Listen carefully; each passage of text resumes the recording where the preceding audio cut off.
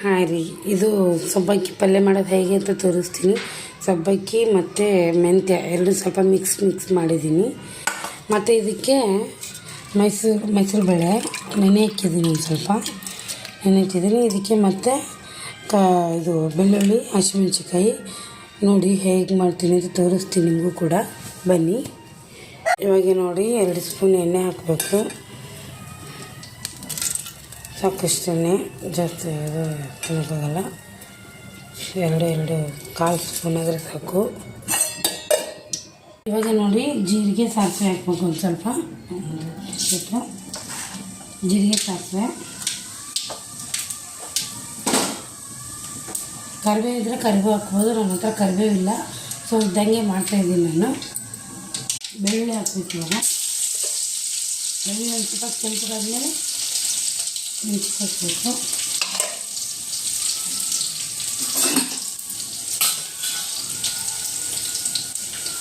ಒಂದು ಹಾಕಿ ಹಸಿಮೆಣ್ಸಿನ್ಕಾಯಿ ಹಾಕಬೇಕು.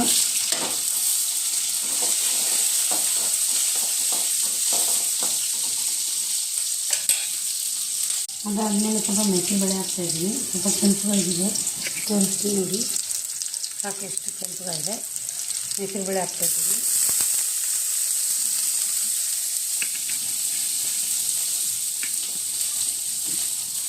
ಸ್ವಲ್ಪ ಬಾಡಿಸ್ಕೊಂಡ್ಮೇಲೆ ಇವಾಗ ನಾನು ಸಬ್ಬಕ್ಕಿ ಹಾಕ್ತಾಯಿದ್ದೀನಿ.